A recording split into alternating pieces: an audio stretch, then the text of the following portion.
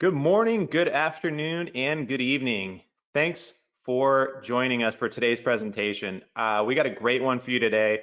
Get to the point, planning your irrigation point of connection. We're going to talk about all the things you need to know when you're specifying that point of connection on your next set of plans. Now, I got a couple of housekeeping items before we get started in the presentation.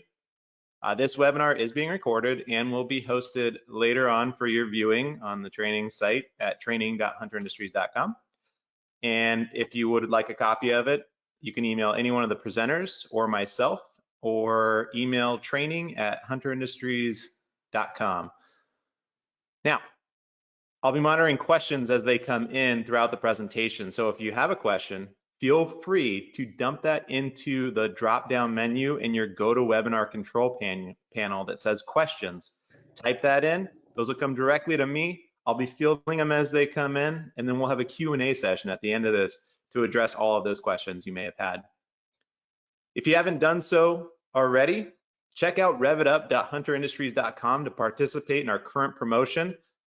You can earn coins for completing challenges that can be redeemed for hunter swag, apparel, and be risked for drawings on larger grand prizes. Now, don't forget, we have an entire library of free training at Hunter Industries or training.hunterindustries.com. Also, stop by our YouTube page or our YouTube channel at Hunter Industries and subscribe to our channel and click that little bell in the upper right-hand corner if you want notifications when new stuff comes out. Again, we have a large library of videos on there for your needs, specification for contractors, even bilingual training. So if you're looking for any of those types of things, come check it out. Now, I'd like to introduce our presenters for the day.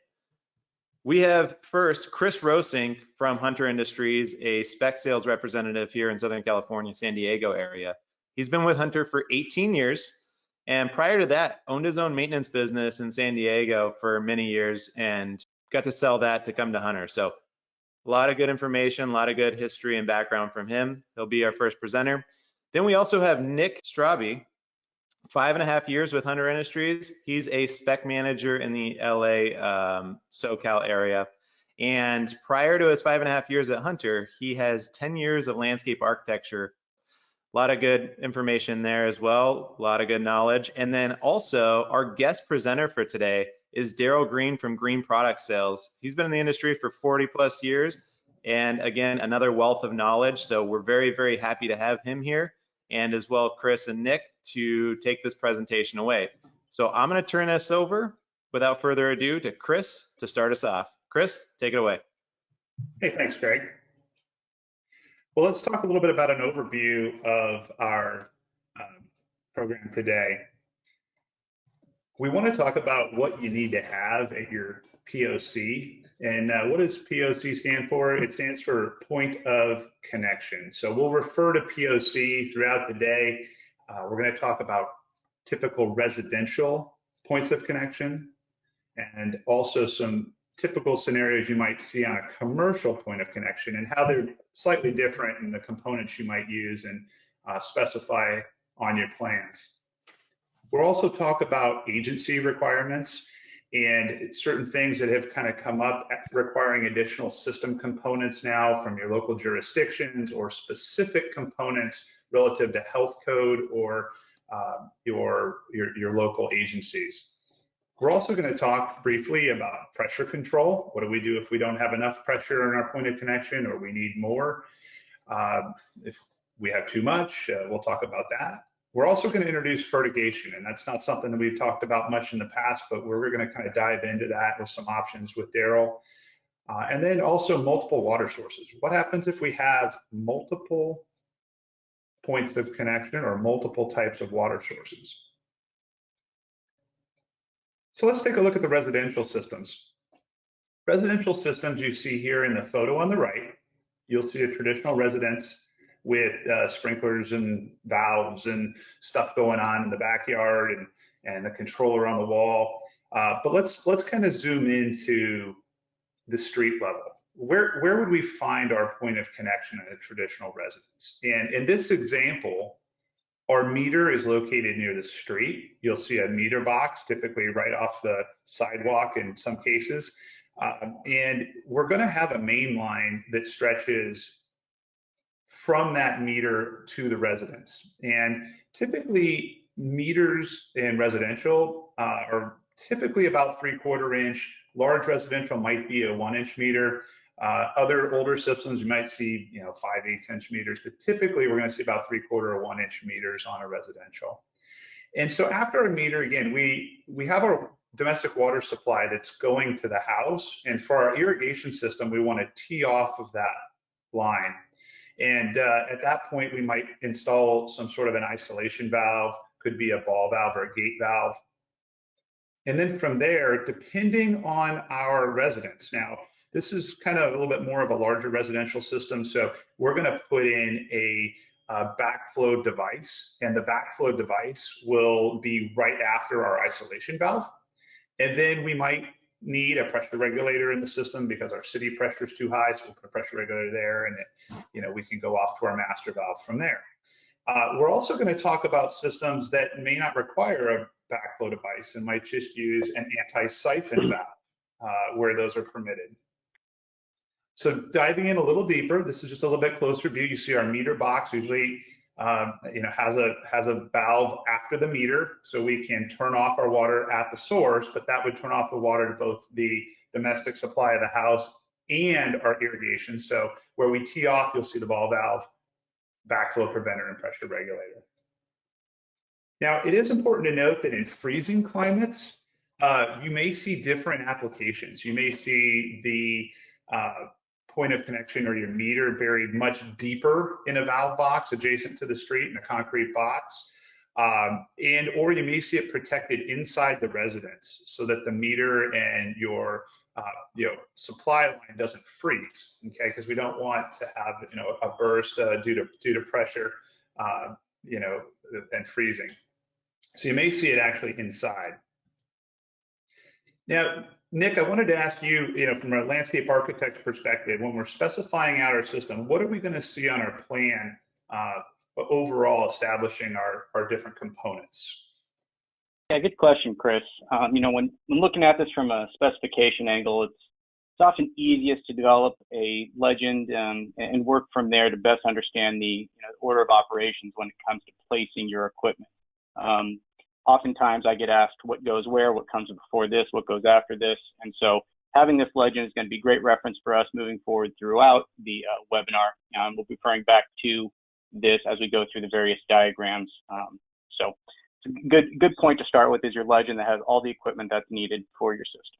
Chris, you want to advance that slide? Nick, after I've got my legend selected, we're going to go through and have our diagram or our installation details and stuff. Can you speak a little bit about that? Yeah, so let's look into what a rather typical large residential POC might look like. As you can see, we've taken the symbols provided in the previous slide's legend and placed them in order of how they should occur on your plans and your slides. And so for clarity and ease, we've given you a plan view as well as section elevations to understand the different components, kind of what they look like, so it's easy for identification on your projects. But what we see here is we have our water meter. And if we look at the plan view, we see our water meter, and that's the one that you're talking about, Chris, that's often adjacent to sidewalk or curb. And that's coming up and that's feeding into our house. Well, in most irrigation systems, we want to separate our irrigation from our house lines. What we've done here is we've teed off of that line and we've created our point of connection for our irrigation system. And so it's important that from your POC, you start by putting in an isolation valve. And this is going to allow us the flexibility or actually just the ability to shut down our irrigation in the event of maintenance or work being done and still have water moving through to our residents. Following that is where we start getting into items like our backflow prevention device to ensure that we don't have anything coming back into the system, since we're going to be hiding all of our valves in ground and they're all going to be inline valves. And pressure regulation, you spoke to covering pressure and influxes and pressure. Oftentimes you'll have high pressure situations, and we just want to make sure that we're able to reduce the pressure for optimal performance. That's why we have a pressure regulator. Sub-meters. Sub-meters are an interesting thing depending on where you're working at. Some sub-meters may be required by different agencies, and this just allows us to track the amount of water that's moving through the irrigation branch of our system. Next up, you see a master valve. The master valve is essentially the gatekeeper to the system. We're going to be relaying the signal to the master valve to open and close to let water start flowing to our irrigation system. And so we'll also speak to that here a little bit further. Now we have flow sensor. Flow sensor, that really is going to be identifying the amount of water that's moving through, or the pace in which water is moving through as we provide a system demand. So we're going to be turning on certain valves. It's going to tell us how much water is moving through the system. And so it's going to kind of be our odometer, so to speak.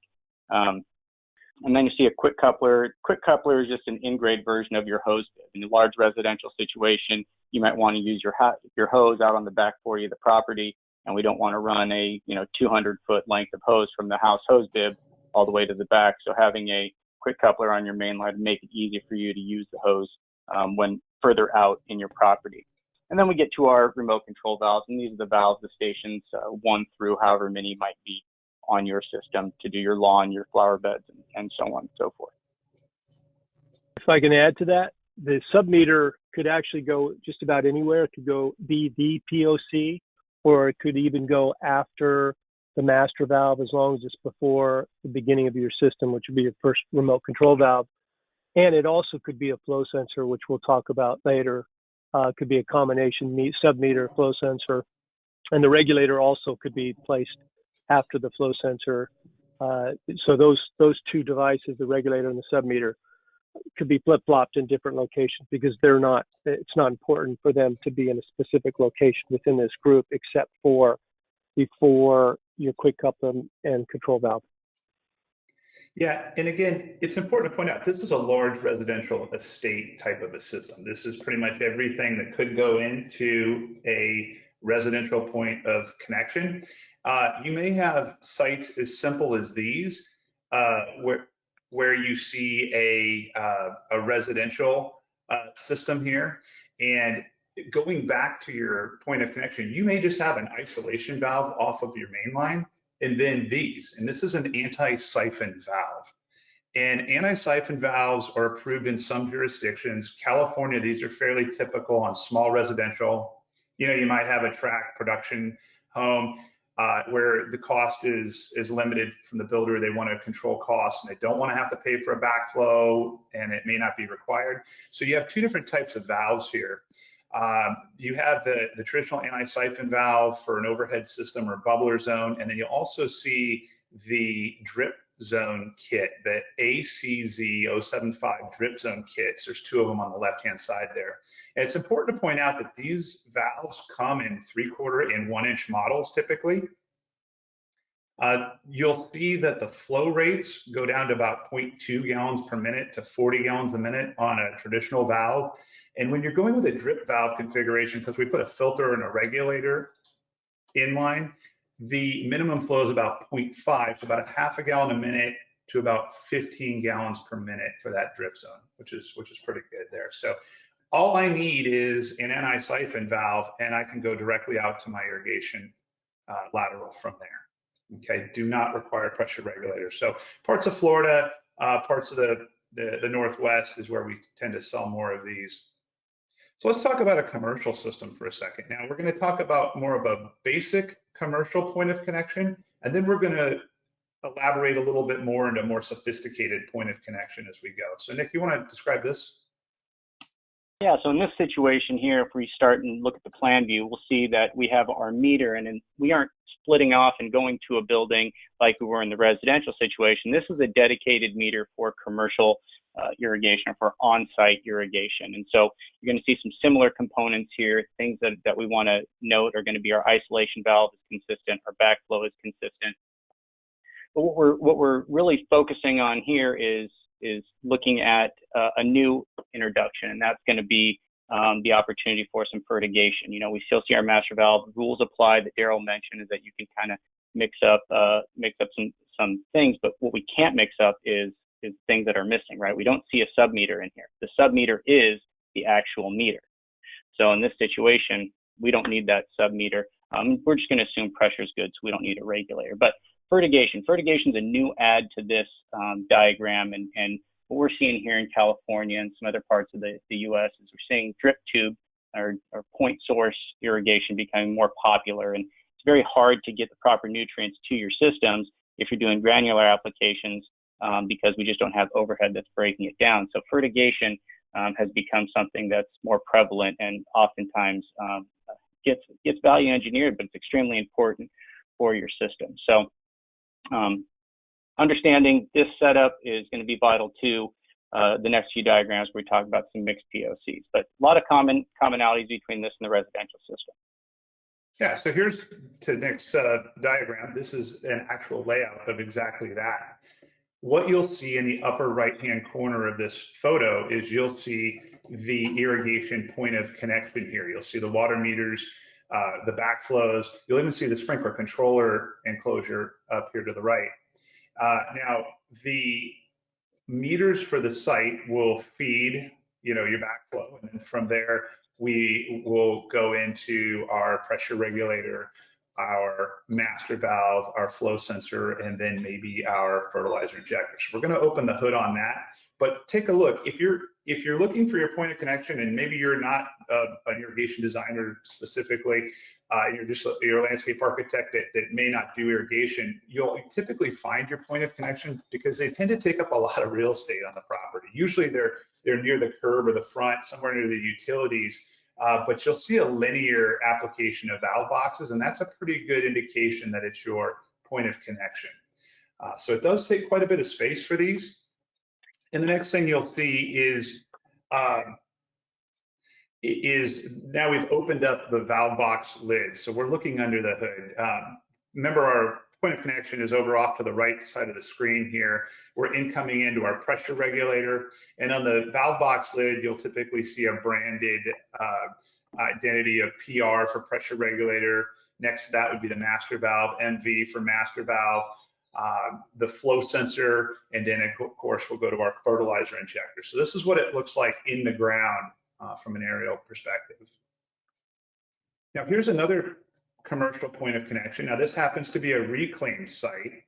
And in this particular site, you'll see there is a backflow enclosure up here. And this site is going to be potable and then eventually converted over to recycled water. So this is actually the reclaimed water health inspector right here, checking out our system. And you'll see our point of connection linear as we go here. Daryl, I think this is actually one of your enclosures, I believe. Mm-hmm. On the valve box that's open, he's actually looking inside the fertilizer injector there. So you can see how much real estate these points of connections take up. On the photo on the right, you'll see another recycled water site where we're using a hydrometer. And this is kind of an all-in-one type of flow meter, flow sensor. And we're going to talk about that a little bit more. But again, right here, you see a conventional pressure regulator device. And then here is a filter strainer, a basket filter. Daryl, do you so many of these? Do you know what this is?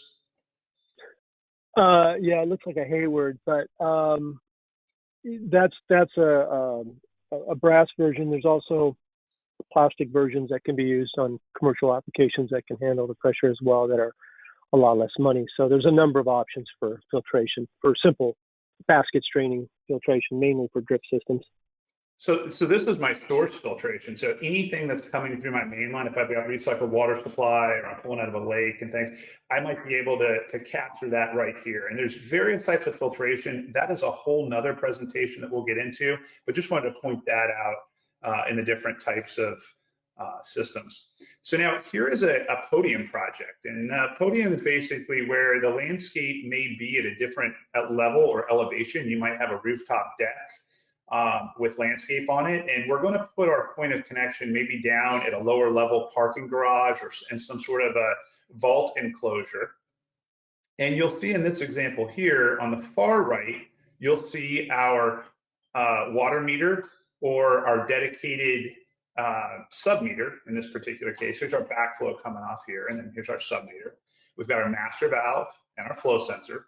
And it looks a little bit more sophisticated, but it's really the same thing that we just saw in ground. This happens to just be wall mounted. And you can see we've used all copper parts or brass components to make our connections and our fittings in a Podium project. And then typically from there, you'll see the copper tubing going out to either our landscape out to the street or going up to our rooftop deck, as you see here. And again, that is secured and fastened to the walls. You can see a little more of a close-up of your master valve and your flow sensor. So it looks a little bit more intimidating in some of these slides, but it really is just the same thing we're seeing in the ground. This is a hospital project that had a rooftop deck. It had a large green roof component, and it also had various patio balcony gardens on it. So you'll see, again, the same thing. We've got our water meter, we've got our master valve, we've got our flow sensor, and then some flexible piping to get us up to our elevation that we need to be at. And the photo on the right, again, same thing. We've got our pressure regulators and our flow sensor setup connections. So each one of these is for different levels on our project. Again, fastened and secured to the wall. Same thing, just looks a little bit more intimidating with all that copper. So now we're going to talk about the water meter. And this is just basically a residential water meter, typically a small water meter that you might find on a small commercial lot. But it's a domestic water source, right, where we have a dedicated water source for both the building, and maybe we're going to share that with our irrigation as well. And you'll see the M on the symbol of the plan for meter. And Nick, do you want to talk a little bit about how I might choose my water meter in a residential application or in a smaller commercial design? Yeah, Chris, here's a chart taken from page 5 of our residential irrigation system design guide, illustrating the system design capacity based on your meter size and pressure. So this is a great resource that's available to you on our Hunter website. But going through here, you'll see if we take a look at 3/4 inch, since that's a pretty standard meter option out there, is that if we start looking across the line, we selected the middle category, middle row, we see 3/4. If we go to our service line, which is the line that comes from the street to your meter, we identify that as 3/4 as well. And we say 60 PSI is a good pressure at a residential system setup. Then you'll notice that you're going to have your max flow through that at 9 gallons a minute. And it's important to understand your system capacity, and I guess system capacity is relevant to your meter size. So if you had a lot of landscape, a larger piece of property, and you had an option to change out your meter and upsize it because you needed a higher flow, then looking at a 1 inch, or possibly you don't need as much, going to a 5/8 might be the best selection for you. Now, it's important to understand that there is cost associated with different sizes of meters, and we'll kind of cover that here a little bit further. But important to note that as you go through each component in these diagrams, is that there's a pressure loss associated with each one of them, and they vary depending on size, manufacturer, and then pressures and flows. But what you'll see here on the bottom line of the chart is it gives you a working pressure, and the top line gives you a static pressure. So our static pressure, obviously, when the system is not turned on, if we look at 60, because we said that that's a good point of reference, we have 60 static to start, and then once everything starts moving and going through, we're going to have 45 pounds of pressure. So we're losing 15 pounds of pressure there, flowing at 9 gallons a minute, because we have a 3/4 inch service line. So important to note that that's a significant amount of loss right off the bat. So yeah, and Nick, I think you bring up a really good point here, because our meter size is, how big the meter is set, but the service line, which is actually coming from, maybe it's coming from the street or the utility into my meter, is really going to dictate how much flow I can get based on that service line size. So when we're sizing our meter, we need to be cognizant of that service line as well. And this is factoring in 100 feet of service line in the residential design guide. As we move on to some of the bigger systems, you'll have a dedicated irrigation meter. Typically, your larger meters are going to be in a concrete box with some sort of a lid or a locking cover to it potentially. But again, this is our point of connection. After this valve, this ball valve, which is supplied by the agency, this is going to be our point of connection. So again, typically adjacent to the street, near the entrance. If you're looking for your meter, look for the backflow enclosure. Most of the times you'll be able to spot the backflow and the meter right next to it. So now we're choosing a meter for more of a commercial, larger property. What do we look for in our meter size if we know what our total flow is, but we need to choose a meter? What does that dilemma look like for a designer, Nick? Good question, Chris. One of the things that we provide at Hunter Industries in our catalogs, we provide these friction loss charts. So in our newest catalog, volume 38 on page 189, we show this exact chart, this friction loss chart. And basically what we're doing is going through here and identifying safe flows, kind of danger zones based on your meter size. So in a similar situation that we talked about on the previous one, we may look at a 3/4 inch meter, and a safe flow still is about 22 gallons, but we understand that we have 7.9 psi loss through there. So we use this chart to kind of base our system design around, but oftentimes it's hard to do that at the front end of our design. We all know from the spec side that we're looking at design development packages, we're looking at 50% CD packages. We're looking at all this stuff that's preliminary to us actually finalizing our worst case scenario. And so we're kind of playing this guessing game as to what we need. And we call that civil engineer and say, I need you to put a 2-inch meter down for me, because we're just kind of covering all bases. But there's an associated cost with all this type of stuff. And so we want to make sure that the meter selection is an educated selection. And in the event that we're requesting a large meter, there may be a residual associated cost, and so your water purveyor is going to charge you. And so, for me, this is kind of where I defer a little bit, and I call on someone like Daryl and ask him for his kind of savvy and know-how. So, Daryl, do you have any kind of rules of thumb as to what's good when you're selecting a meter, especially on that front end side, that design development side? Well, I think that really pertains more to the agency. A lot of agencies only will allow 2-inch meters, and so you have projects that are requiring much greater flows than that. So the idea on that would be to manifold 2-inch meters at a much lower cost. And I think a lot of it has to do with the fact that they want to have a common size meter from a maintenance perspective on their part. That's what they stock. The meters themselves are inexpensive. It's the fees associated, the developer fees that they hit you with.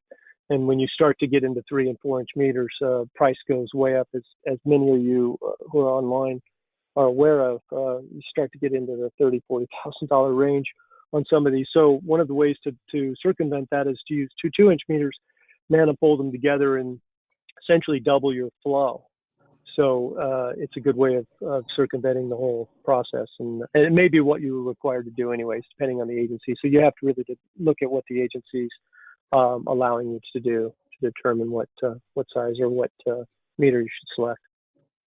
Yeah, to that point, I think our kind of guidelines over on the left side of the screen here, that's a 75% safe flow. So a lot of the agencies don't want you to max out your water meter potential. They want you to stay within their prescribed flow. So check with your agency on what you can actually get through their meter, because they may have some guidelines of that.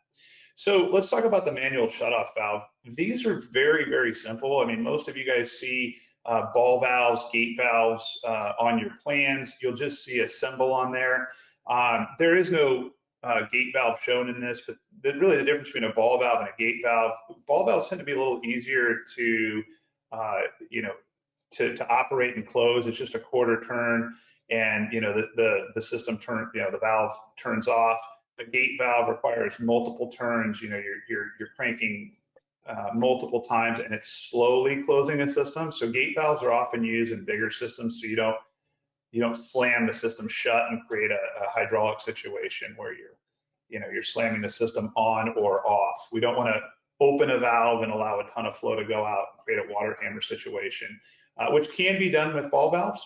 So you got to kind of determine at this point which is right for your project. And so while ball valves tend to be a little easier to use long term, and they don't tend to seize up as much, the gate valves are a little slower opening and slower closing, which is also an added benefit there. So now we're going to talk about backflow prevention devices, and we kind of did a lot of research on this for this particular webinar, and there's really 4 different approved backflow prevention devices out there. An AVB, an atmospheric vacuum breaker, is basically just the other end of the anti-siphon valve. It's preventing water from going backwards via a little float. Pressure vacuum breaker is a similar situation, but it actually has a spring-loaded float, and it can drain to atmosphere, which is another thing. So PVVs have been commonly used for years, and may still be applicable in many of your regions. The double check assembly is another option that is also out there. We're not going to focus on that one as much. The primary focus for today's webinar will be the reduced pressure assembly, or the RP. And these are most commonly used on commercial sites in California, Arizona, and various other regions. Now, the RP sticks up out of the ground. It's typically a minimum of 12 inches above the concrete grade. You'll see the water coming in. There's usually a way to shut it off before the system in case the backflow is compromised or broken, damaged, vandalized, etc. And then you'll also see your backflow preventer device. You might see a Y strainer in there as well. And this happens to be a Wilkins RP-Z, but the RP is really what we're looking for. And what the difference is on a reduced pressure assembly, that it has a drain to atmosphere. And we're looking for something that allows the water to drain so it cannot backflow into the system. There's a pressure difference here. And if it was to somehow get sucked back, then the water would then dump to atmosphere.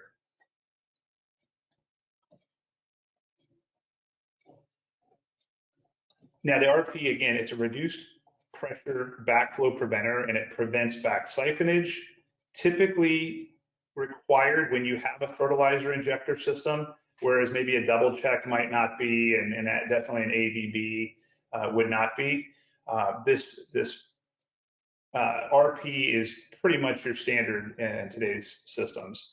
Typically has an enclosure around it to prevent vandalism and or theft, because these are big pieces of brass, so they can easily be stolen. So you're going to see it located near your water meter, 12 inches above the ground, no higher than 36 above the ground. But refer to your local agency for codes on your backflow preventer devices. Very important. And typically annual certification is required on backflows. So now I want to touch briefly on this. Nick, when we're choosing our backflow, we need to know that there's pressure loss in here. What are we seeing on pressure loss and flows through different size backflows? It's to the point I made earlier, Chris, is that every single one of the components in your POC, there's going to be a loss associated with that. And so in this case, we're showing just a brief overview of some data from the FEBCO 825Y and the 860, which is almost kind of the landscape architecture go-to selection. And so what we see here is that your pressure loss is going to vary from 3/4 inch at 13 psi all the way to 10 inch or 10 psi at 4 inch. Now, it varying from 13 to 12, 12 to 13, from 3/4 to 2.5. I think it's just kind of safe to say that using a number of 13 psi loss through your system is going to be easy and clean for math towards the end. So, yeah, it makes it kind of easy for us when we're doing our calculations at the end to just assume, so to speak, 13. Now, another thing that we looked at, took a step further and looked at manufacturer's backflow. Hunter does not make backflows, but we did look at different specifications from backflow providers. And this is a Wilkins chart showing the different backflows that they provide. And it can be pretty complicated when you see all the different options that are provided by backflow manufacturers. But again, the RP is typically what we're seeing. And again, atmospheric vacuum breakers, pressure vacuum breakers, those are used in different, in different regions and different environments. So it's important to check with your local water purveyor on that. Now, to Nick's point, we wanted to take a quick look at what your pressure loss might be through the mainline point of connection at this point.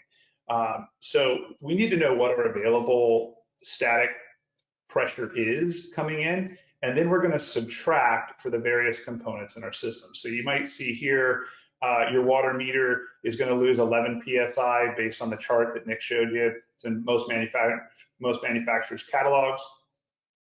Typically don't lose much through a ball valve or a gate valve, but then your backflow prevention device, you can lose with some manufacturers as much as 15 PSI through your backflow. So that is usually a big draw on your pressure in your main line.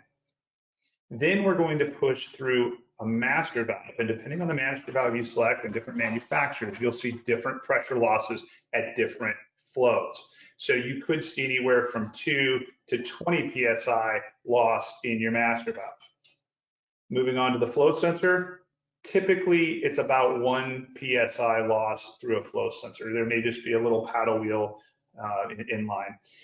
And what we want to know at the end is what is our system dynamic pressure demand. So at this point, we need to make sure that we've got enough pressure from our available source to push through all of these devices, which are going to create pressure loss in our system, to make sure that we have enough for our critical demand zone, or our worst case zone in the delivery system.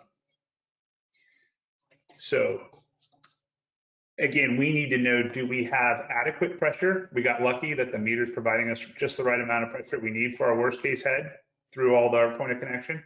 Is it too high or is it too low? And now we're going to talk about a pressure regulator. So we want to add a pressure regulator into our system. What is that going to look like, Nick? Yeah, so here we have a commercial mixed point of connection. One, in the previous diagrams we've shown you, there was a direct dedicated meter that came, and it was isolated to just simply the irrigation. We showed you the residential version where we did split off of the line that was coming straight from the meter to the house.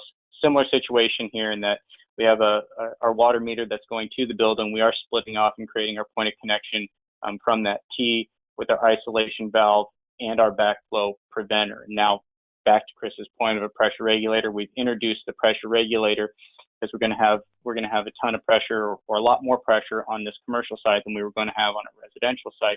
So we want to be sure that we can do a primary regulation here for our system and ensure that it's safe for the rest of our components to operate. Once again, we've brought back that sub-meter, right? We don't have that dedicated meter that was acting as that sub-meter. Instead, we brought it back and included it into the system setup. And then we have our gatekeeper, and our gatekeeper is our master valve. That's opening and closing, letting the water flow, but here we go. Flow sensor right there after that. That's sending readings back to our controller, letting us know if there's any sort of errors or high flows or low flows, and then that introduction or that reintroduction of that fertigation system. But fertigation, we have the backflow in front of it. Everything's going to be good because we aren't pulling any of the contents back through our line. And so here's a pressure regulator. This is your primary source of regulation. This looks just like the one that's there in our diagram.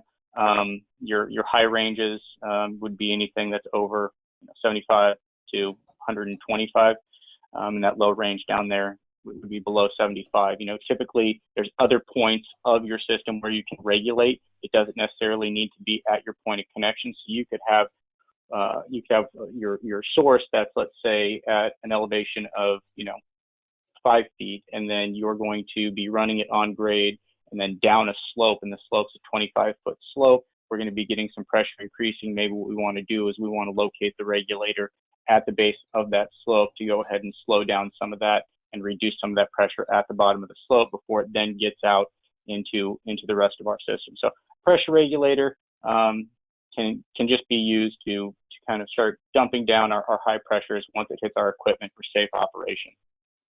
Yeah, that's a good point, Nick. And sometimes we'll even use a pressure regulating valve. There are pressure regulating valves out there that master valves can regulate the pressure as well. Maybe using an AccuSync in the system, either at the point of connection, or you can regulate various points in your main line, either at the valve or with these pressure reducing valves. So now let's say that the scenario is we don't have enough pressure to run our worst case head, or maybe even run water at all, and we need to rely on a pump to provide our water supply the pressure to get the appropriate manufacturer's suggested pressure at our devices downstream. So Nick, what does that look like? Yeah, so here we go. We're back to that commercial setting where we had that dedicated irrigation meter. And it just so happens that this site, we aren't so fortunate to have high pressure. And so we're still isolating our irrigation systems. That way, any maintenance we need to do to the system, we don't have to go turn it off at the meter or call the water purveyor out to, or agency out to shut it down for us. We can do it with our isolation valve. So we have our backflow, and then right after our backflow is where we want to introduce our pump station. Now, when it comes to pumps, I do the simple thing. I just call Daryl Green at Green Product Sales, and I say, Daryl, this is over my skis. I have no idea what I'm doing here, and I don't want to mess it up. So this is why we bring Daryl on board, to give us good rules of thumb. So Daryl, kicking that to you, you know, what do you think about when you start looking at booster pumps?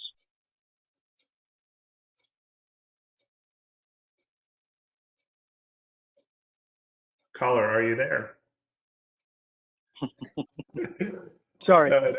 So Chris, go back ahead and mute it.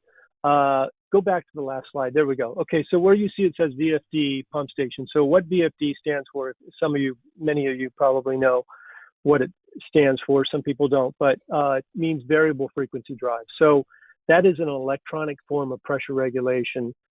So we don't see a pressure regulator on this particular scenario, but the VFDs are commonly used today to provide constant discharge pressure at any flows, because a lot of the systems today are drip systems, and then in some cases you're going to use overhead spray or rotors, and you're going to see a huge range of flows from anywhere from 1 or 2 gallons a minute up to 50 or 60 gallons a minute. So the VFD helps provide and maintains pressure on the discharge side. So it acts as a more electronic version of pressure regulation, and are used, I would say, probably about 85–90% of the time. Don't use pressure regulators on the pumps as often anymore as we did maybe 10 years ago.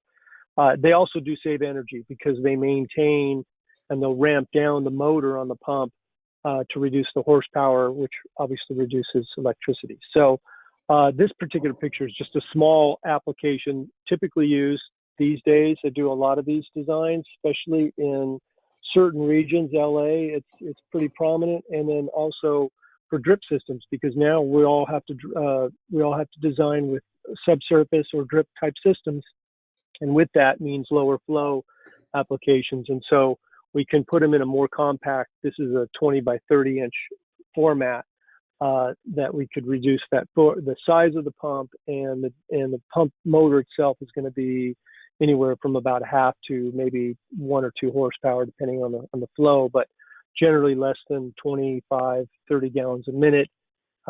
It's really compact, keeps it simple, but again, we don't have enough pressure for the system, even with these drip systems that are being designed today, because of the taxing of pressure within zones within this region of Southern California.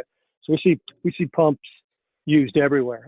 There's very few cities that are excluded from using pumps anywhere in Southern California. So this is just a small application. It does have a drive. Don't always use drives in the case of these small units, because the flows may be fairly consistent at, say, 1 or 2 gallons a minute to 5 gallons a minute, and it doesn't have a high pressure boost. It may only be a 20 or 30 gallon or 20 or 30 psi boost. So in that case, it doesn't necessarily need to have a drive, and that's more specific to residential projects that I tend to do more of, where I may not do it, and they may be more concerned about cost, and so they just need a pump, but they don't really need to put a drive in it and add the additional cost to it. So what they could do in that case is put in a pressure regulator just to maintain pressure hydraulically versus electronically that a VFD uses. Nick, what other questions did you have regarding pumps that? Yeah, I mean, Daryl, is it kind of like an all-in-one? It's just, hey, Daryl, I need this, and it's a complete, easy pull off the shelf. When I go to you, you craft something for me that's going to work. But is there anything that we should be considering that helps us select it? I mean, should we say, hey, we've understood that we have less than 60, or we have 60 psi, and it's a large commercial setup? That's a qualifier for you that you need a pump. we want to get on this as far in the front end as possible, because these DD sets are oftentimes going out to bid early on. And if we don't get key items like these pumps that are going to cost Right. some money in, then they could get value engineered. So is there something that we can just kind of keep as a nugget at our desk, so that way if we come across our project, we can say, boom, we want to factor this in? Well, most people aren't going to design the pump itself. That's something that I would typically do. I'd be asked to determine what I need for the horsepower, et cetera, and the size of it. And so I personally have to look at each project sort of independently, where it's at, what type of customer is it, what have they done in the past, what are their expectations, and having done so many of them, I kind of know who does what. So the designer is going to generally, I see a lot of land FX used, so they're going to do the pressure charts, and they're going to determine that they have a negative pressure, so they need a pump, or even as close as maybe less than 7 or 8 psi residual, so you don't have enough positive pressure. So it may be too close, and a lot of times we think we know what static pressure is based on what somebody tells you it is, and that's certainly the first thing you do, is you determine, you get documentation on it too. Get what is the static pressure out there, and can somebody document that for you? Because I've seen that sting people on the backside when they didn't have documentation on it, but they were told verbally that. So you want to know what your static pressure is. Then, once you determine what your residual is, if there is any residual, is it too close to zero that you need to put a pump in just to ensure that you do have enough pressure? Because I'll even see some specifiers put in as much as 20 psi automatic residual, because they've been through this condition so many times that it's a lot safer for them to have that much residual above and beyond what they need for design pressure, which is your ultimate pressure. That's what you need to be able to run your heads effectively at that pressure. So we'll see residuals go in as much as 20 psi, but generally can be anywhere from 10%, 15% is a typical number. And then sometimes it's just a flat number of psi. It's 10 or 20 psi, whatever that number the person chooses. And a lot of times I'll pick that number if I'm designing it, because I know based on the people I work with that they may or may not include residual in there, or have enough in there that I'll look at that pump. But at the same time, there's pump systems out there where they design it as a catch-all. They'll use a 5-horse pump, and that's it. That's all they have. It's a one catch-all, and that's really not right, because many times the pump may only be a 3/4 horse, and that's all you need. And so when it comes to costs up front, it may be fairly inexpensive to do that one catch-all pump, but the problem is long-term, it's going to be even more costly to replace the drive, because drives are based on the horsepower of the motor and the voltage coming in for that pump. That determines the size of the variable frequency drive. So on a 2-horse pump, we may use a 3 or a 5-horse drive. So the drive costs are certainly a factor, and the pump costs. So if they have to replace that pump in 3 or 4 years, which is short term, should be a lot longer than that, then there's going to be costs associated with it. So pumps really are a critical part of the whole system and should be designed specifically for that site, and not just a one catch-all type of system.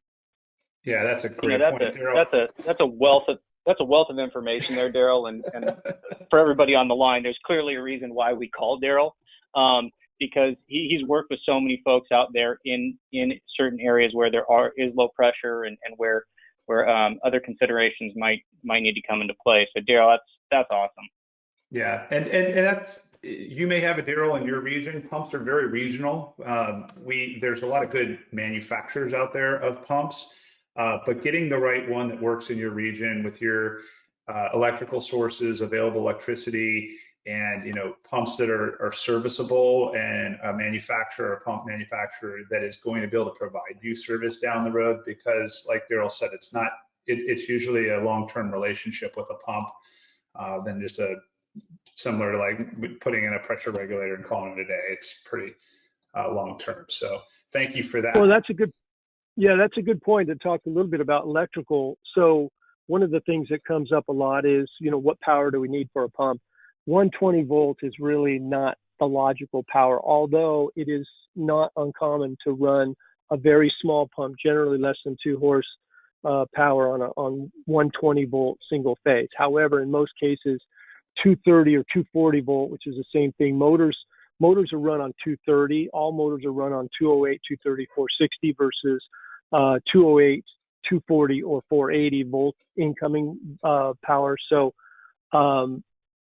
when most pumps are going to want to operate on a minimum of 230 volt single phase, and that's up to about 7.5 horse. Once you get over 7.5 horse, you really need to start thinking about 3-phase, because your amperage draw is going to be really high, and that means big wire coming into the pump, and that could be expensive and perhaps difficult to achieve by the electrical contractor or electrical engineer, however they design it, and what's available out there. So most streetscapes are going to have single phase. Parks, large commercial projects do generally have 3-phase available.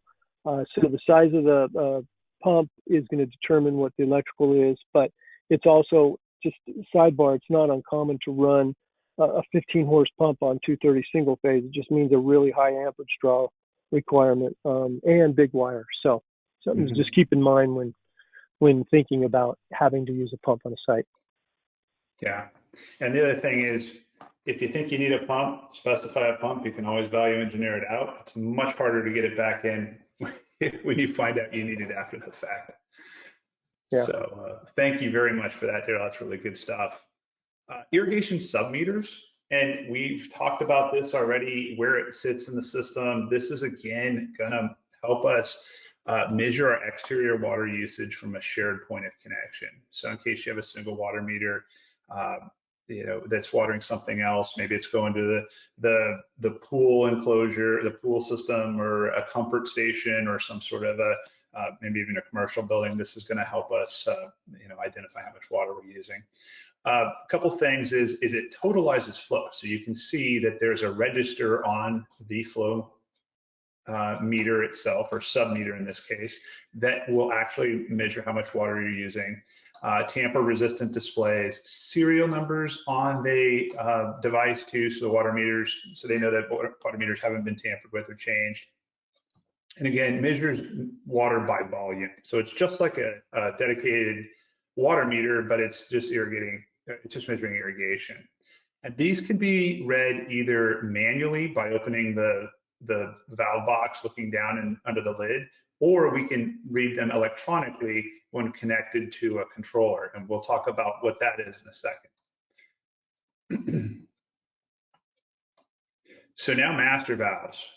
Master valves in the system, very simple. It's the valve at the beginning of the system that turns on the water to your main line and allows water downstream to your remote control valves downstream.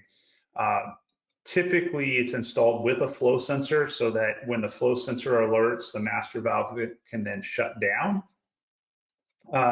Typically, in the event of high flow, low flow, or a no flow condition, we'll talk about that.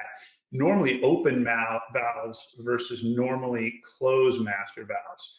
Preference there.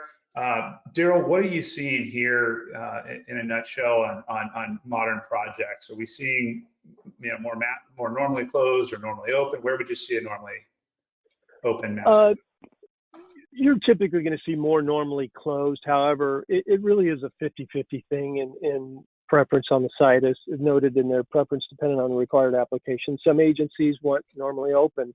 Normally open makes more sense when you have multiple controllers on a site and there's no way to get wiring from all the controllers, especially an existing site that may be retrofit with a master valve flow sensor thereafter. Maybe it didn't have one before and then they put one in. So there's really no easy way to get wiring from multiple controllers to be able to activate it so that they all need relays, some form of a master valve relay that can activate independently that master valve on a normally closed application. So you go with a normally open, you're still protecting your system with a flow sensor in either case, so it doesn't really matter.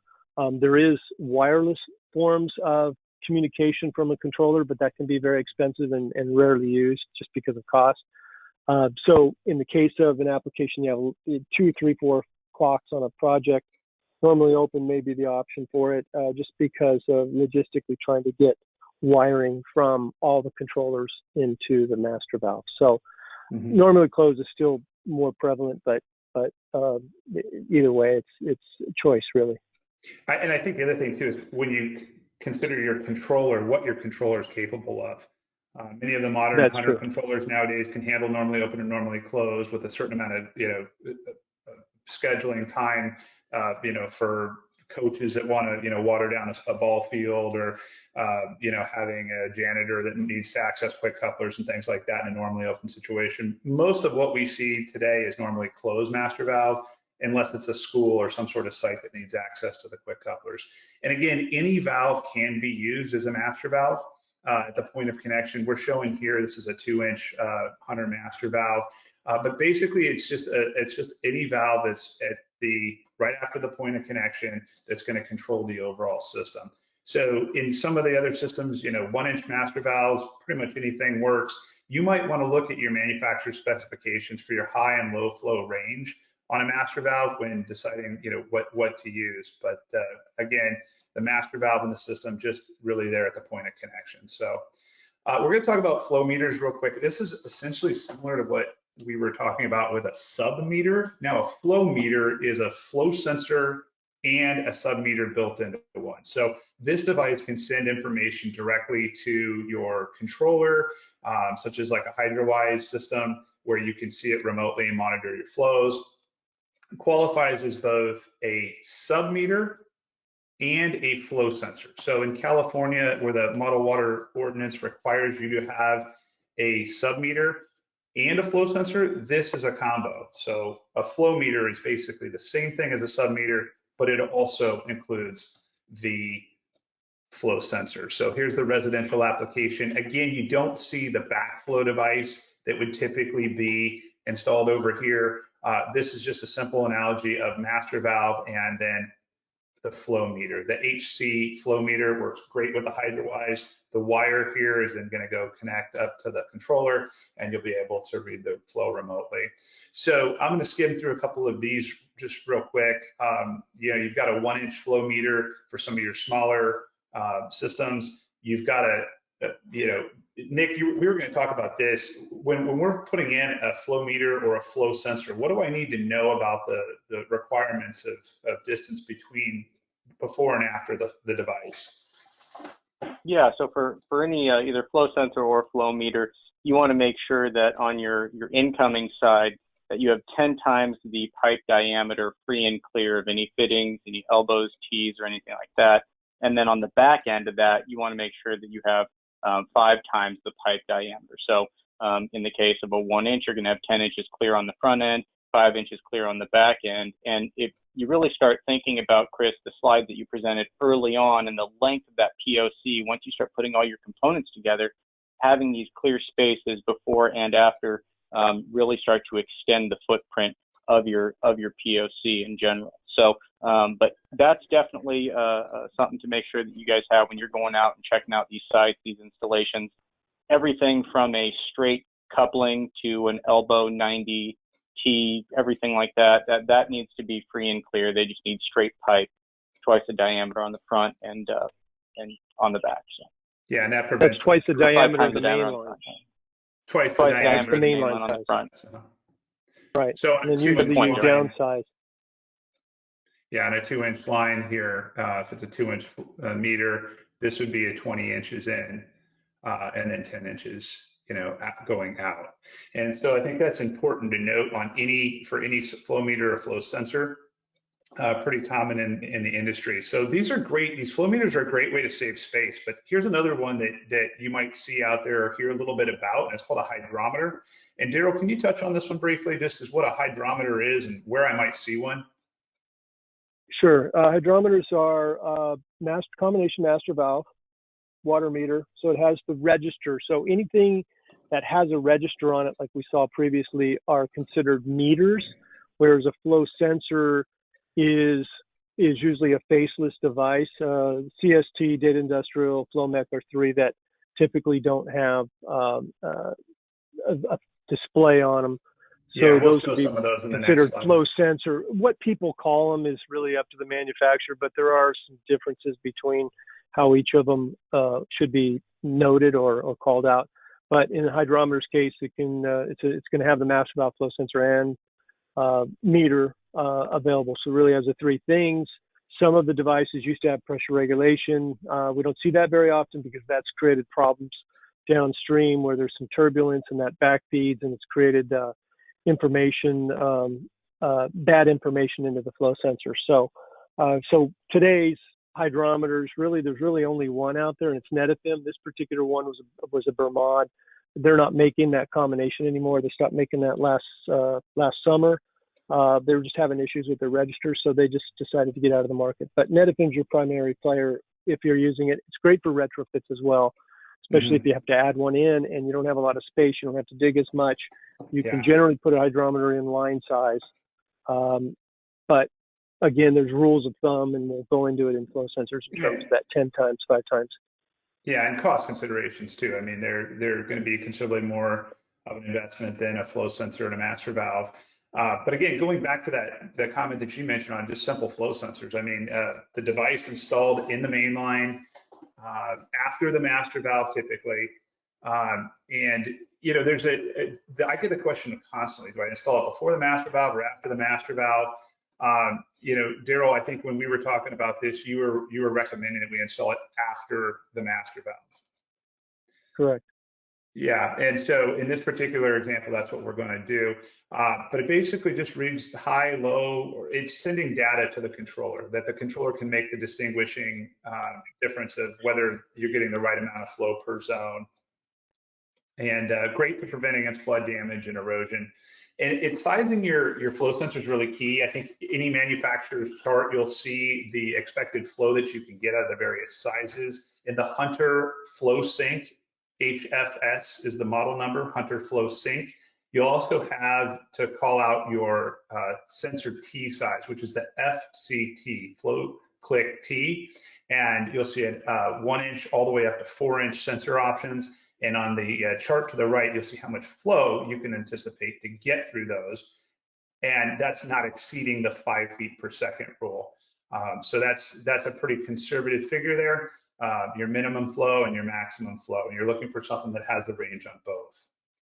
And Daryl, you mentioned another flow sensor out there. This one's kind of a handy one because it can read a little bit higher range of flow. Can you talk about an ultrasonic flow sensor briefly?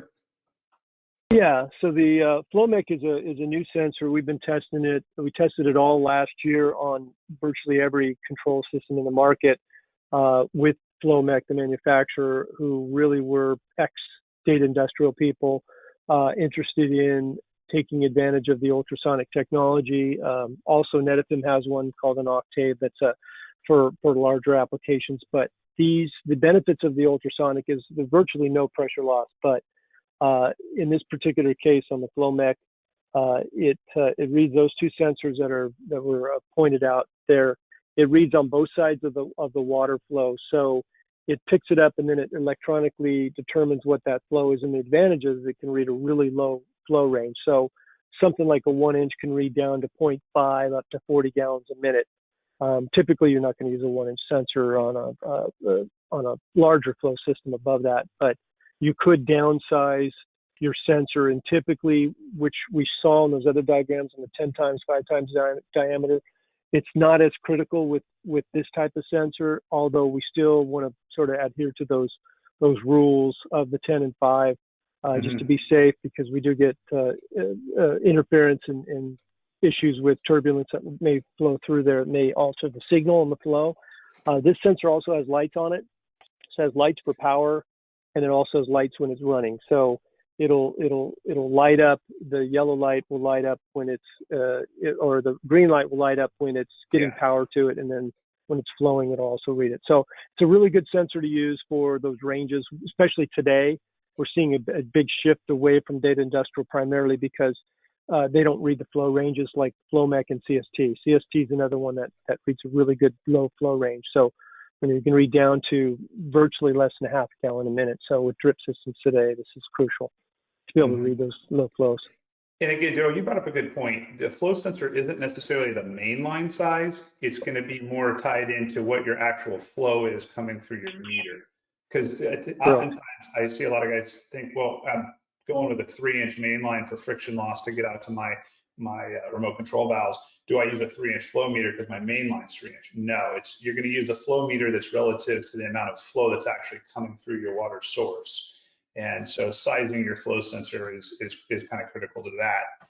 Well, and to add to that, be careful with what the published flow ranges may be from the manufacturers. I've had a lot of discussions for years and years about this to ensure that they put the flow ranges based on the 5 to 7 feet per second, 7.5 feet per second range, not the range that sensor, because in other industrial applications, food processing, whatever, they may be running really high pressure or high velocities through there at 10 or 15 feet per second, as much as, and when you run it that high, you're obviously going to you can read a higher flow range, but that's not relative to irrigation. Irrigation, you can run it at 5 to 7 feet per second. So, on a 3-inch main line, you may be running 120 gallons a minute.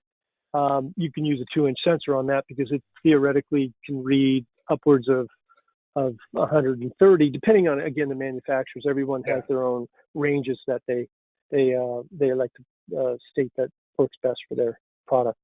Yeah, and we want to be able to see it from our controllers. So when our maintenance teams are running the system, we want to be able to pick up those low flow zones so we can read those independently, and then be able to still run multiple stations if we have high station count controllers, so we can meet our watering windows. And that's something to really consider. So we're running a little short on time, but I did want to talk about the fertilizer injector system. I mean, out here in California, again, Nick kind of touched on it before, they're very common now, particularly with drip irrigation systems where we can't use granular fertilizer.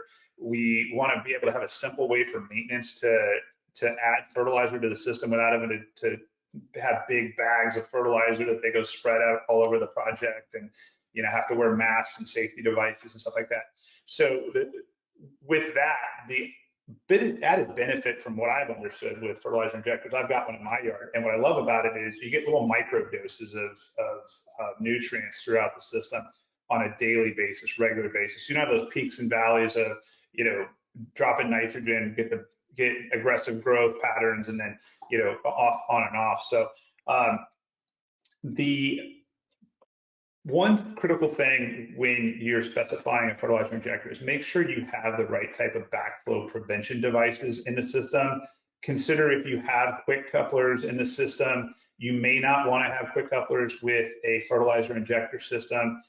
It's almost like a recycled water system, or once you've injected fertilizer in there, you want to be careful what your downstream sources are, so people can't drink out of them and so forth. So check with your local plumbing code on that. That's really important to have. And here again, we're back to that point of connection slide here, where you can see that big giant valve box there with the fertilizer injector in there. This happens to be one of the Venturi types of fertilizer injector systems.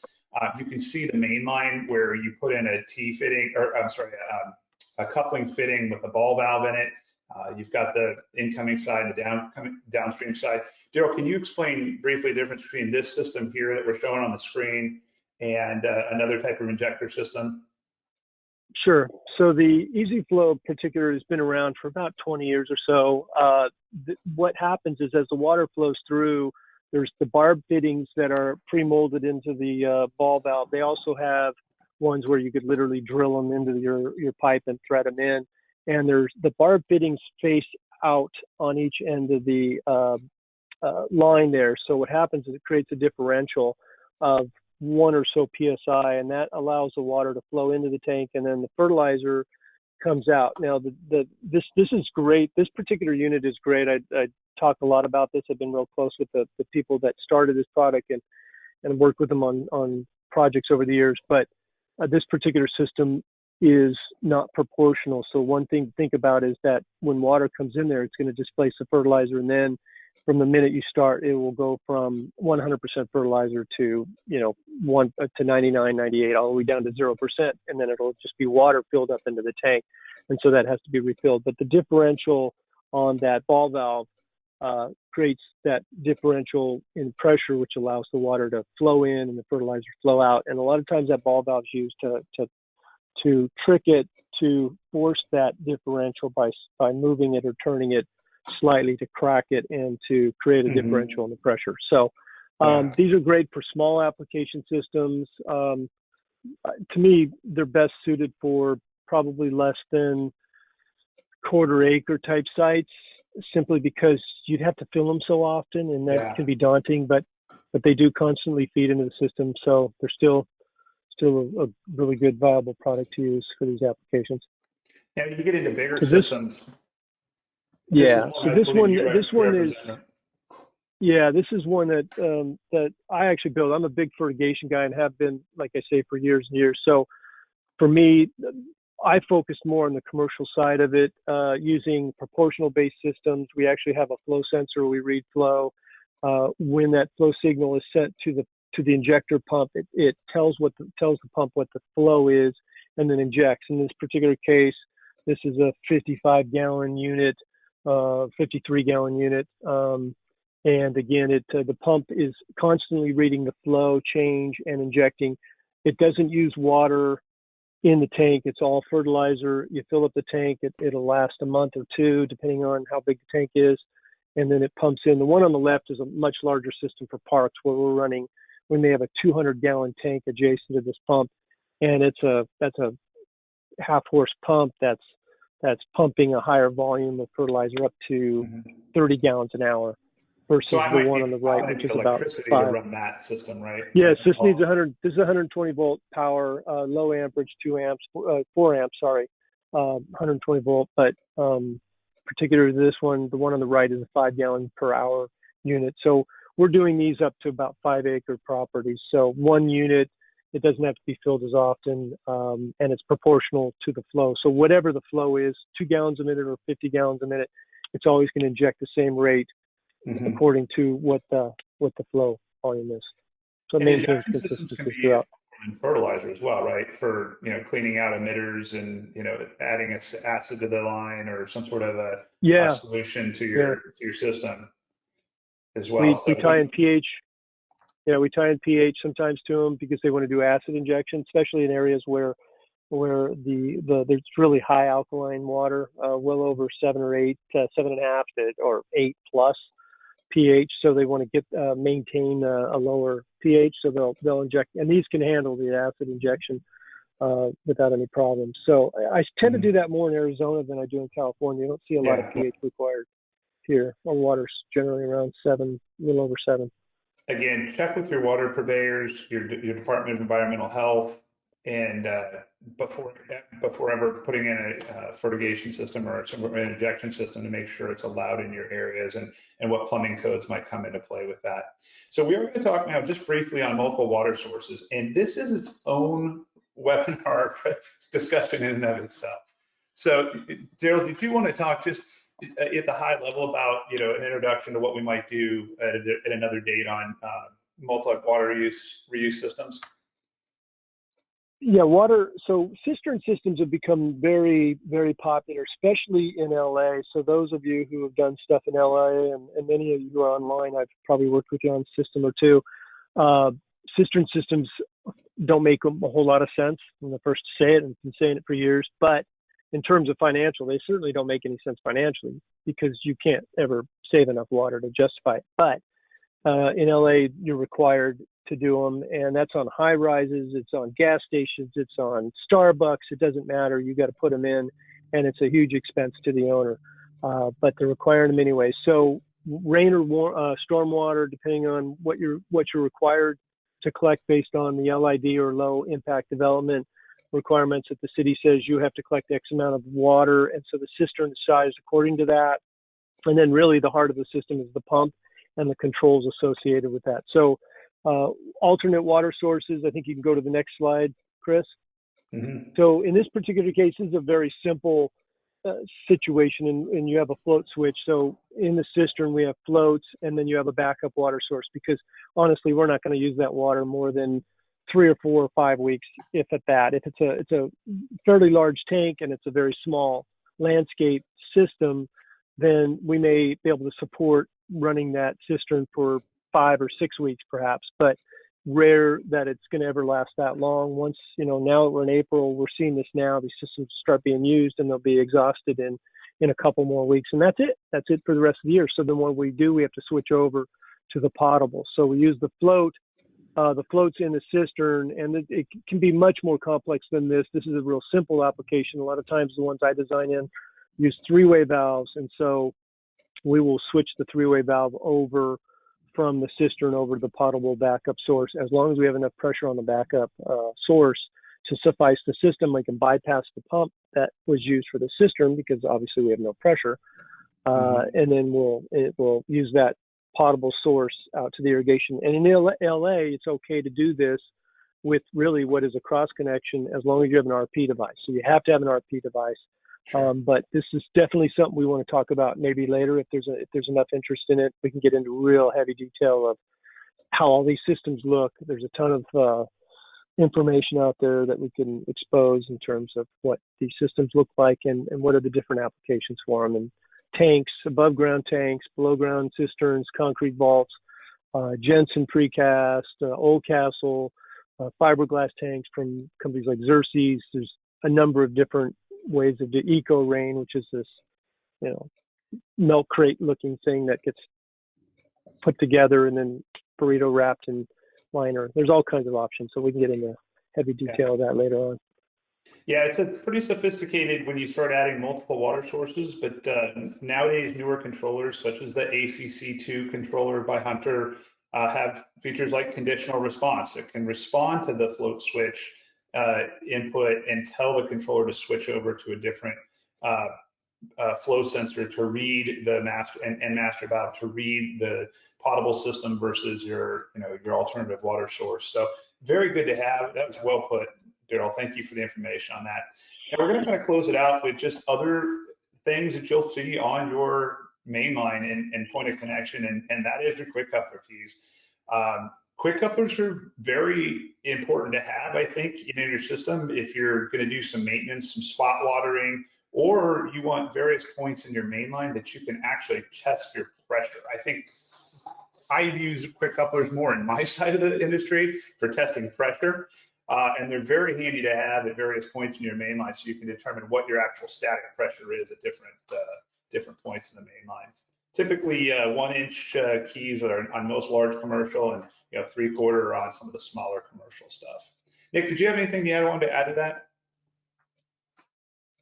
No, other than just simply, quick coupler is the hose bib of the landscape. Oftentimes people think that it's a little more detailed than what it is, but it's really just your connection to your line for your hose. Mm-hmm. And then, after a quick coupler or somewhere adjacent to your quick coupler, you have a manifold of remote control valves. And again, these are the valves that turn on the individual zones in your sprinkler system. So you'll see a different symbol on the plan for a remote control valve versus a master valve. And again, we're showing just a inline globe valve with a pressure regulating device called the AccuSync on top of it. So brass valves, plastic valves, variety of valves on the remote control valves. It could actually even be an anti-siphon valve, could be a remote control valve just after your isolation valve in a residential system, perhaps. So this is what a manifold might look like on a commercial site.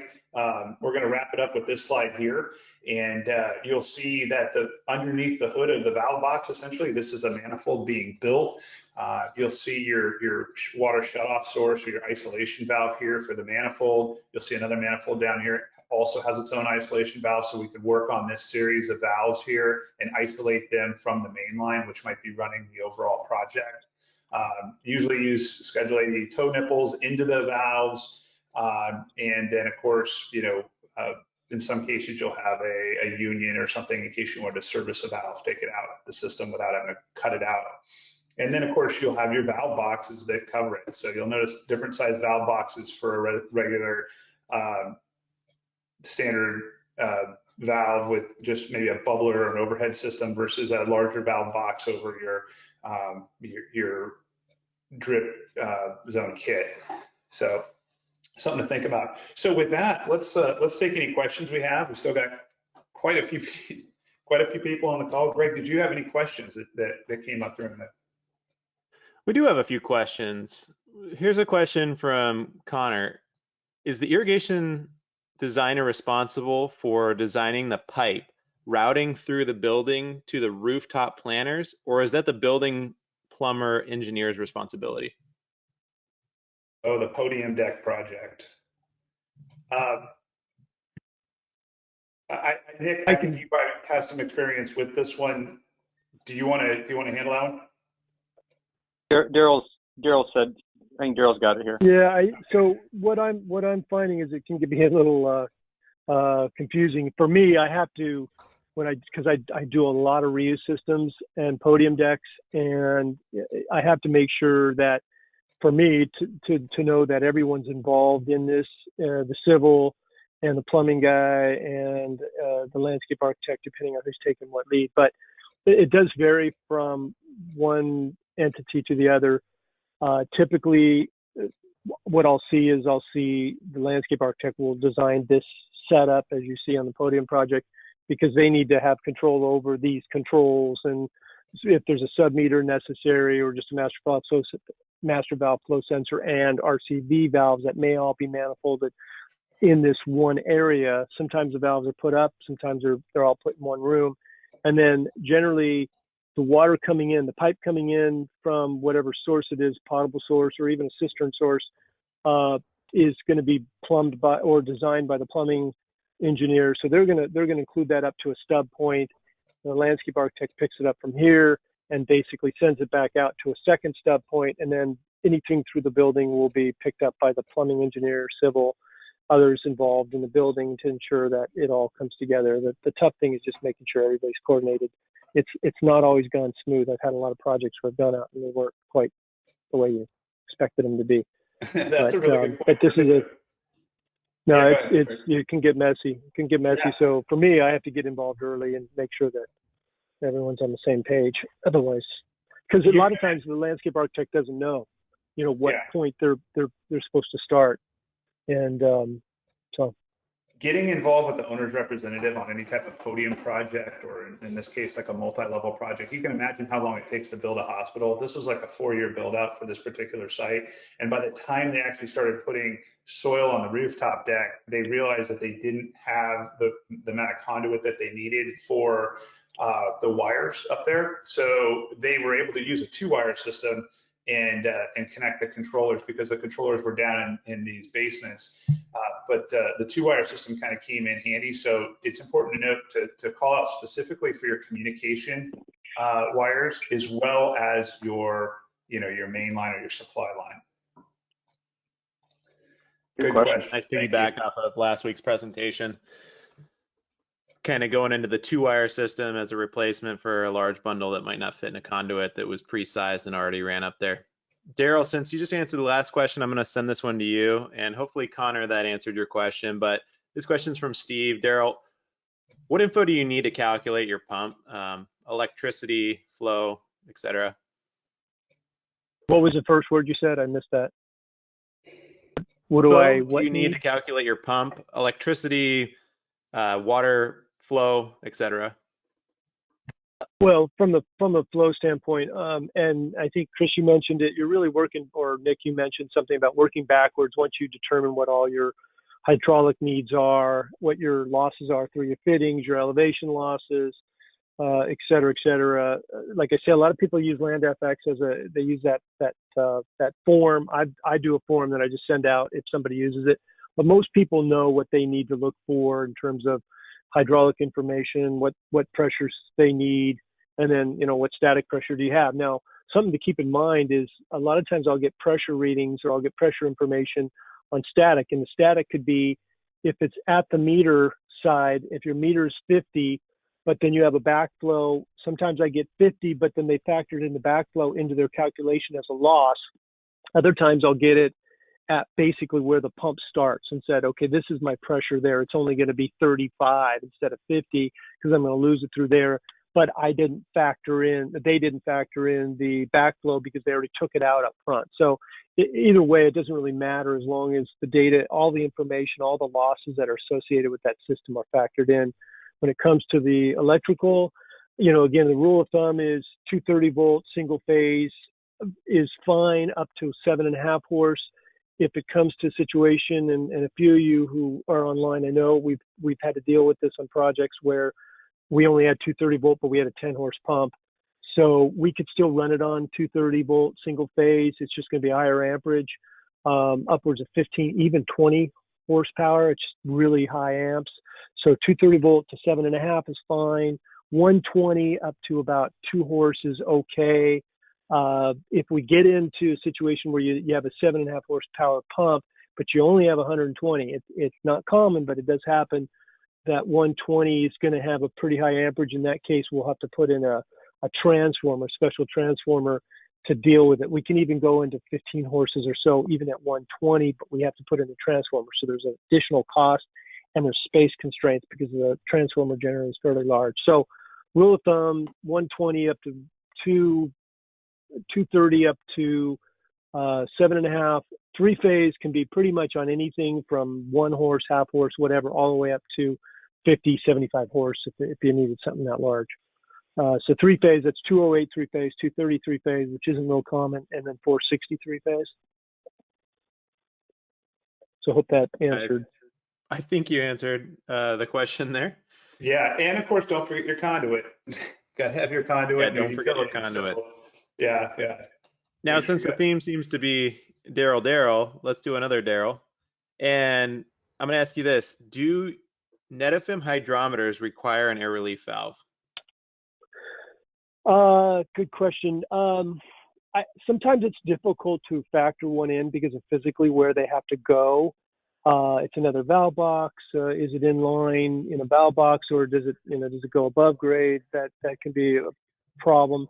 They prefer you to put it in. I think air relief is something we did not talk about, Chris. We were kind of all chatting about this as a problem in a system. Air relief is really good to have on most every system, because air is probably your biggest problem in a system. When that air compresses and it shoots down a line, it's what's blowing a lot of your systems up if you're running velocities too high or you have surges and things like that. So the air is going to expel, and that's going to help relieve some of that problem in a system. So air relief, especially on slope projects where you have a undulation of or variables in elevation that main line is traveling up and down, air relief's really important to have, and it's something we don't talk about much and we tend to ignore, but it's really crucial and important that the air relief be considered in systems. So it's not a bad idea to have.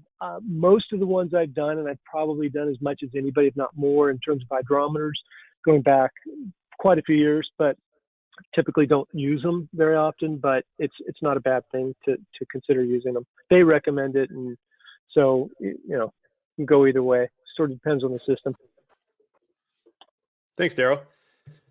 Nick, let's kick this one over to you, and anyone can chime in. Is an isolation valve the same as a ball valve or a gate valve? Good question. Isolation valve is absolutely. We're simply isolating our system, and the ball valve versus the gate valve. The ball valve is simply a ball with a hole in the center of it, and when you turn the knob, it opens up and allows water to come through. And as Chris's point, the front end of the presentation, it's going to be a harder, faster flow. Whereas a gate valve is kind of like a drawbridge, and it's a slow. Every time you turn the knob, it's going to make a slow upward or downward motion as a percentage of it before it completely opens or completely closes. So I like to see gate valves at the front end of your system. You can use a ball valve maybe right at your remote control valve or somewhere further down your line. But yeah, gate valves typically where you have high flow, high pressure are the best way to go because it's a slower open, slower close. But good question. Yeah, that's a good point, because ball valves are typically a quarter turn, so it's a lot shorter range of motion that you have to do to go from fully closed to fully open, whereas a gate valve may take 15 full turns to get it all the way open. So good call. Now, do you lose the same amount of pressure through a residential backflow as you do a commercial backflow? I guess that's a sizing question, really. Yeah, I think when you looked at that chart that we provided, it showed everything from 3/4 inch to like 3 or 4 inch, and there is going to be a differential based on that and the chart, but I don't think it's going to be too significant. But I would say refer to the chart and the manufacturer, as it could vary. We showed you, I think, the Febco, 825Y. And so it was just, between 12 and 13. Chris put a range of 1 to 15. It never hurts to always overestimate. And then when you look at your critical analysis, you sit there and say, hey, I'm 10, 15 over in the clear of residual, but guess what? I know in the back of my head, maybe there's 2 or 3 that I've saved up along the way too to help myself out. So yeah, Yep. that's what I would say, is that there's not a ton, but could be depending on the manufacturer. It's a good question. Thank you. Now, here's a question that says, can I use a pond as a main water source for irrigation without an alternative source? A pond, yes. You could, except, yeah, sure. Generally, you're going to filter that water. And if you have a continuous source of water, that's great. Then you don't really have to connect it up to an alternate source. And you don't need a backflow. You don't need anything special for it. But keep in mind, a pond is considered non-potable. And this is something that people should know, too, that you can't use reclaimed pipe or purple pipe for non-potable applications. So non-potable would be rainwater, stormwater, open water sources. You're going to use PVC pipe, regular PVC or whatever you choose to use, but you're not going to use purple pipe, but you are going to tag it every 5 feet or so as non-potable, and that would be also for pond water. But you're going to want to pre-filter that pond water, usually with some type of screen in the pond. You got to be careful with your depth of where you put that suction line into the pond, how deep you go. Otherwise, you'll be pulling up a lot more muck. I use pump suction screens a lot of times. So we actually send water out of the pump back to the screen and blow the water against the screen to keep debris off it, so we can allow water to draw in, or use a wet well adjacent to the pond. So you have a fairly cleaner source of water going into the wet well that's pre-screened, and then you can draw out of there. But you always need a foot valve coming out of a pond, and then you want to post filter.